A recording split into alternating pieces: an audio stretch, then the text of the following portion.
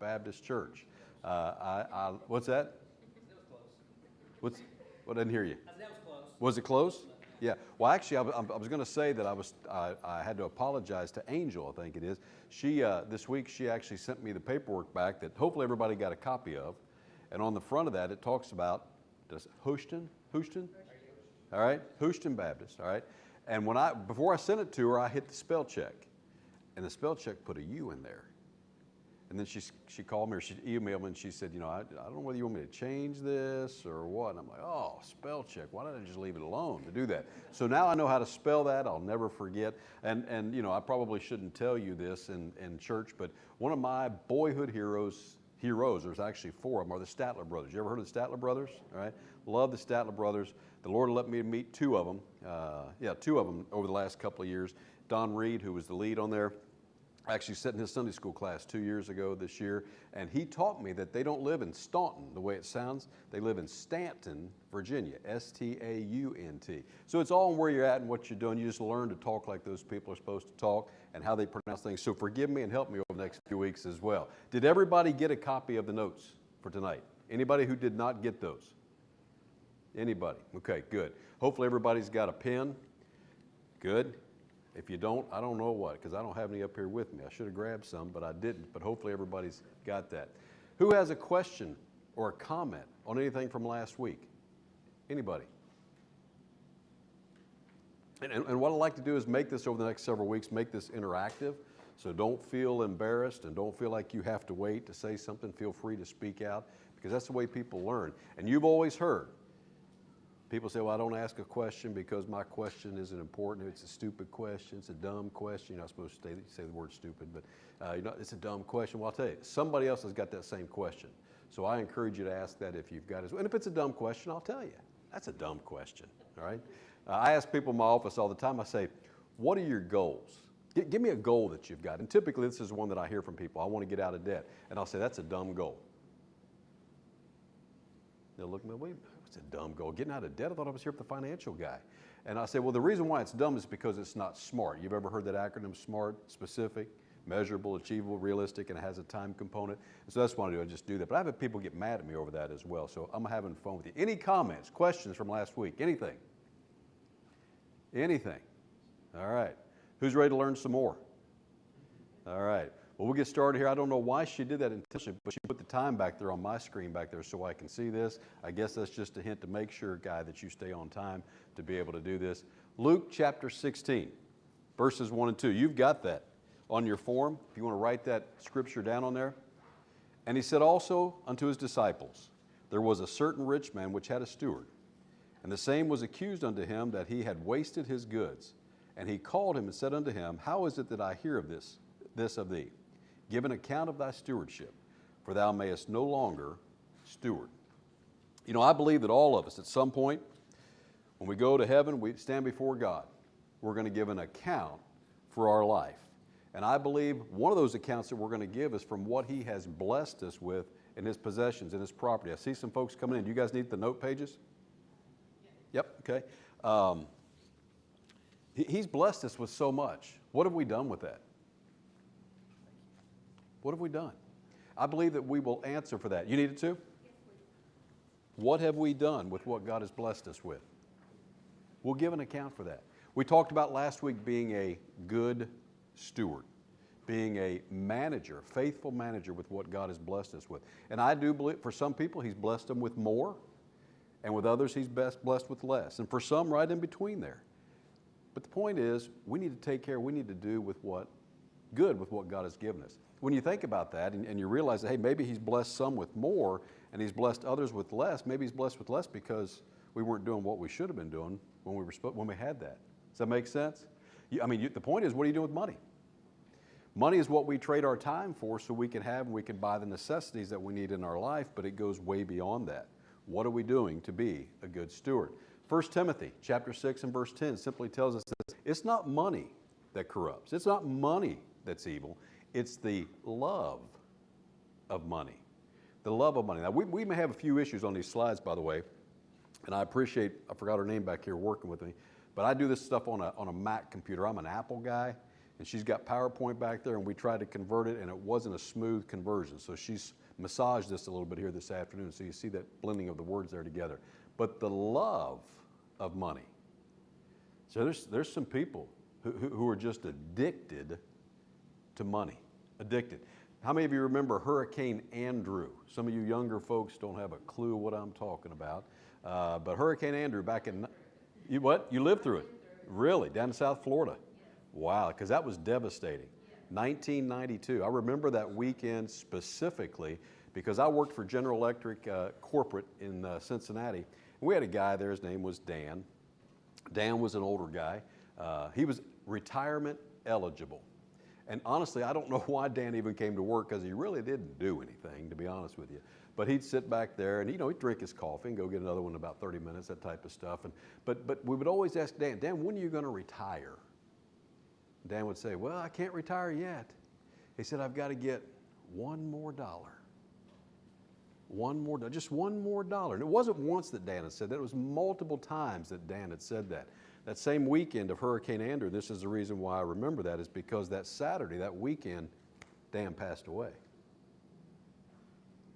That one extra dollar never came. It was elusive. And what would you have done with it when you had it? The truth is, a lot of us love money. But that love of money gets in the way of us being a good steward. Here's one thing I want to tell you now. This was the last slide that we ended on last week. We have to be a purposeful manager. A good steward, a purposeful manager, takes what we've been given and we use it wisely. We use it intentionally. You'll hear me use that word intentionally several times. Dr. Randy Carlson out Intentional Living Family Life Radio. I do some stuff with them, and he wants me to use that word intentional about every other sentence if you can. And so I've started doing more of that in my life. But we must be a purposeful manager. It talks about living intentionally. Proper planning. That's what I want to talk to you tonight about. Proper planning. And we're going to get, hang on, all right? Because we're going to use that word here tonight. Budget. Budget.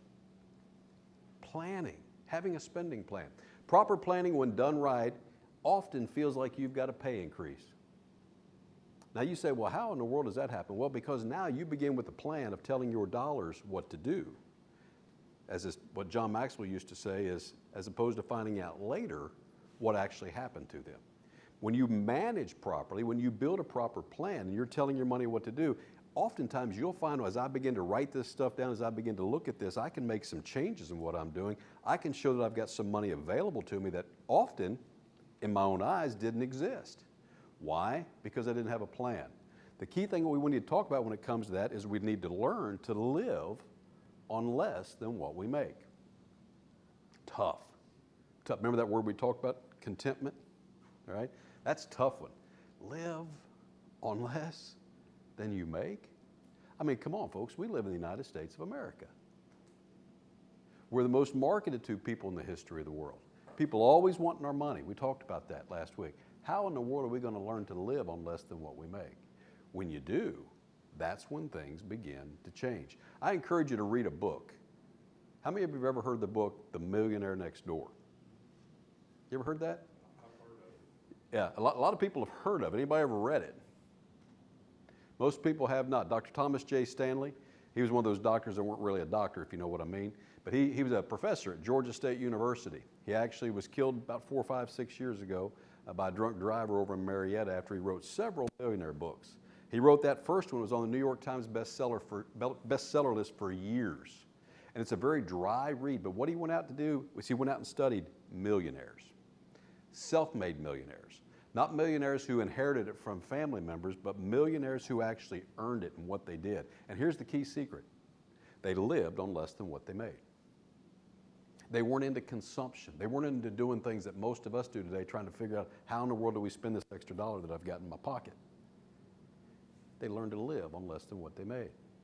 Here's the thing, and I'm really disappointed this didn't convert, because that little graphic that you see up there in the Mac world, that old boy's just kind of spinning on that thing. That wheel's just going around. That's actually a picture of a mouse or a hamster or a gerbil or whatever you've got in that little cage.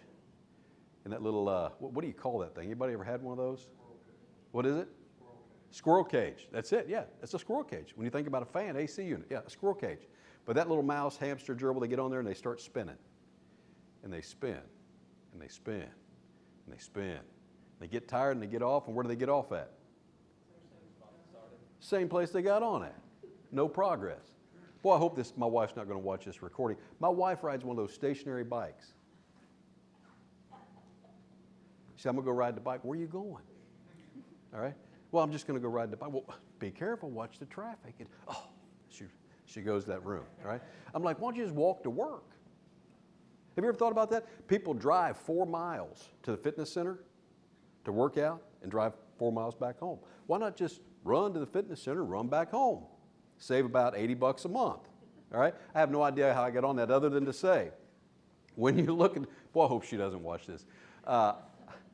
People say, you know what, I can't get anywhere. I'm making a lot of money, and I can't get anywhere with this. I told you my story last week, 18 years ago. The truth is, our family income was $98,000 a year, and my wife wasn't working. I was a sole breadwinner, $98,000 a year. That's pretty good income. That was 18 years ago, so today, probably about $150,000. Great money, but the fact is we were broke. Broke. I had a wife, 3 kids, a mortgage, a truck payment, a van payment, a camper payment, and almost $40,000 in credit card debt. Broke. Making $100,000 a year. I can't get anywhere with my finances. The problem was I wasn't learning to live on less than what we made. And we'd make some noise about it. We'd say we were going to do this, going to do this. We didn't do it. Never did it. But the truth is, when I lost my job, had to do it, and things began to change. We learned to live on less than what we made. We learned to realize how we could get ahead with our finances, and what happened was we started building a plan. The Old Testament, when you look at that, back in the book of Haggai, chapter 1, verse 6. When you look at this, and it's a great read in there as well, that whole chapter. But it says, you've sown much, and you bring in little. You eat, but you have not enough. You drink, but you're not filled with drink. Ye clothe you, there are none warm. And he that earneth wages to put in a bag with holes. Anybody ever feel like that? The money you make is just gone. Remember that $100,000 a year that I was making? I got paid on the 5th of every month and the 21st of every month. I knew what it was. It came in my email, my statement. It said, you got paid today. By the time I got home, it was gone. My wife had spent it all. And not because she was doing anything wrong. She was just trying to fulfill the commitments that we had with the debts that we had and the payments that we needed to make. It was like we were putting money in a bag and it had holes in it. I couldn't even get home with it. And that's a very important verse. But you look at the next verse. Well, there's part of those transition. Consider your ways. In other words, what are you doing? You've done all this stuff and it's just not fulfilling, it's not there. What's going on? Consider your ways. In other words, what can you do different? Most of us won't want to think about that. My son-in-law is the assistant pastor at our church, and I got up early this morning and was sitting out on the deck, and it was nice and cool and crisp. My wife was in bed with my granddaughter who spent the night with us. And I'm just taking it easy out there and get a text from my daughter. Hey, can you put these cinnamon rolls in the oven when Micah gets there to leave them on your porch? And I'm like, I know it's early and I'm not quite awake, but what in the world is she talking about? All right? And the truth is, my son-in-law, who was going to church and was going to be there with some of the other folks before church started, she had made this special batch of cinnamon rolls. They had chocolate chips in them, cinnamon rolls and chocolate chips, and espresso. I don't know. I'm saying all this because he grabbed the wrong thing. He took the ones that hadn't been cooked instead of the ones that had been cooked. So now they have to get them cooked before he can take them to church to do that. I said all that to say this. My daughter is a cook. Surely she's not going to watch this. My daughter is twice the cook my wife is. Whew, it's getting deep in here, you know it. All right? And the truth is, I'll have to unplug her internet when I get home. But, seriously, I'm being honest, my wife would tell you that she is. My daughter's a better cook. than she is because my daughter's willing to experiment. My daughter's willing to try new recipes. My daughter's willing to do this. My wife, listen, she's a good cook, all right? You can see this. But the truth is, she doesn't experiment. We were watching something, Chip and Joanna Gaines, the other night. She's got that new cooking show on. This was Thursday or Friday night. I'm like, Lisa, why do we sit here and watch this and you never make any of this stuff? Why do we do this? All right? But look at that. When it comes to managing your money and trying to get ahead and thinking about the verses there in Haggai, the bag with a hole in it and consider your ways, maybe it's time for a new recipe with your finances.